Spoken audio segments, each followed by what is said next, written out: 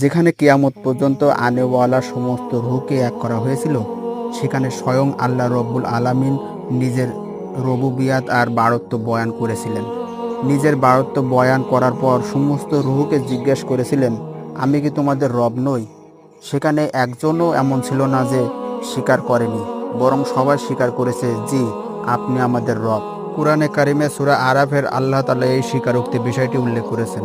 আল্লাহ রাব্বুল আলামিন বলেন, হে রাসূল সাল্লাল্লাহু আলাইহি সাল্লাম, সেই সময়ের কথা স্মরণ করিয়ে দাও যখন তোমাদের প্রতিপালক আদম সন্তানদের মিষ্ট দেশ থেকে তাদের সন্তানদেরকে বের করেছিলেন এবং তাদেরকে তাদের নিজেদের সম্পর্কে সাক্ষী বানিয়েছিলেন।